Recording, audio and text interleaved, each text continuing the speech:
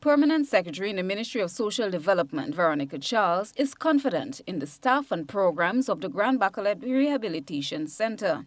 Responding to concerns raised in this week's special post-cabinet briefing, Charles told the media that a former ward of the center has even represented Grenada at a regional forum in Guyana.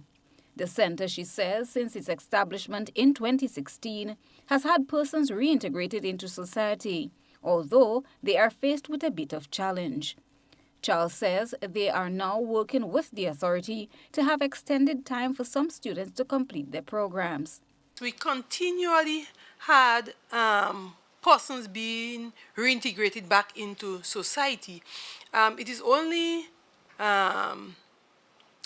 last month there was a training, a forum in Guyana, and one of our students who would have gone through the program at Bacolet, he represented Grenada in Guyana. And the feedback we had is that this child would have brought them to tears, the whole forum, because, you know, he was able to explain what he would have learned and how the system at Bacolet would have changed his life. What we are seeing happening now is that there are some children, because they came from dysfunctional families, they want to remain at the center. They do not want to go back home. Amidst concerns raised about the proper supervision of residents and trained personnel to deal with them, she says it remains a work in progress and training is ongoing.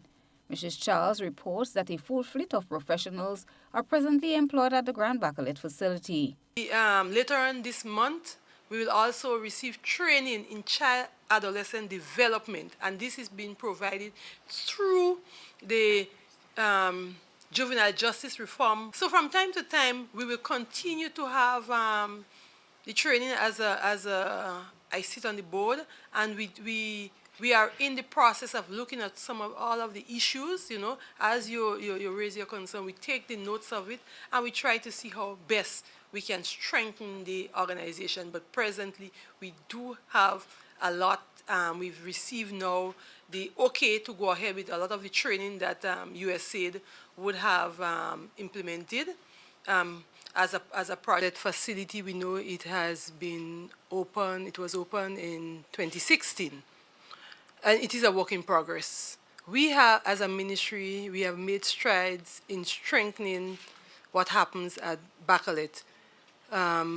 Last year, April, government took a decision to make the center, give it some autonomy. So we have the center now being controlled by a board of directors instead of being under the ministry directly, where, you know, we have to go through the bureaucratic process to get the processing of information and to buy services. And so now it is happening quickly, because now they do have they get a monthly subvention and they're able to pay and buy whatever services that are needed. The center, according to P.S. Charles, is run by a board of directors and is no longer directly under the ministry. Continuous training is top priority on their books. According to the PS, USAID has vowed its commitment to providing support for the center and juvenile justice. Chrislina John, GBN News.